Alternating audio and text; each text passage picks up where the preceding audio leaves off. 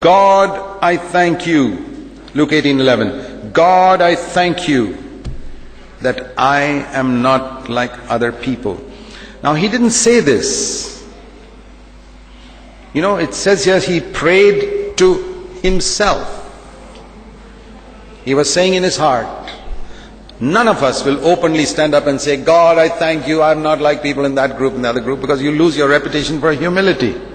We all want a reputation for humility so much, we'll never say that in public. But in our heart, we think, oh, thank God, I'm not like those other people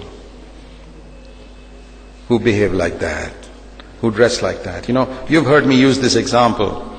Supposing a man comes home and his wife is absolutely angry and furious and yells at him and screams at him, and he stands there like a holy man, keeping quiet.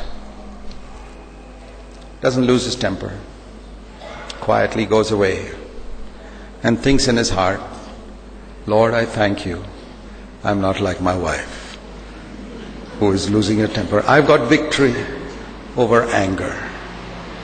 You know, your wife may be 1,000,000 times better than you in God's eyes at that moment, because she lost her temper, and nobody can lose their temper and not be convicted about it. Afterwards she will repent. But you will never repent of your Phariseeism. And she is more acceptable to God at that moment than you who think, I thank God, I've got victory. Yes, you overcame anger. You got out of a 10-foot pit called anger, and you fell into a 1,000-foot pit called spiritual pride. Is that victory? To come out of a 10-foot pit? To fall into a 1,000-foot pit, but your wife is still in the 10-foot pit and you are in the 1,000-foot pit. Who is better? I mean, ask a kindergarten student, they'll tell you who's better. There's a lot of this. You know, spiritual pride is like an onion. Have you tried peeling an onion? You take off one layer, I finished with the onion. Really?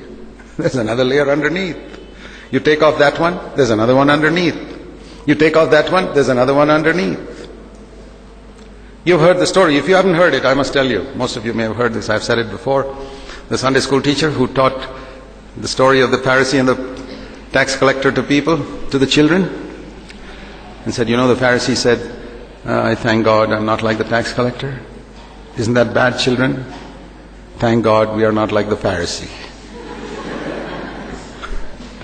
And we laugh at that and say, thank God we are not like the Sunday school teacher. It's an onion. Layer after layer after layer. You can't get to the bottom. Be honest. I'll tell you something I've discovered. There are two sins I'll never be free from till Jesus comes.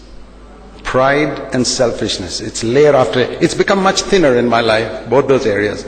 But I discover lots and lots of areas in my life, and I'm determined before Jesus comes to make that onion as thin as possible. Selfishness and pride. If you're working on it and you acknowledge it, there's hope for you. If you imagine that you're free from selfishness and pride, God have mercy on you. Please don't be an elder brother anywhere. That's all I ask you. You'll destroy your church.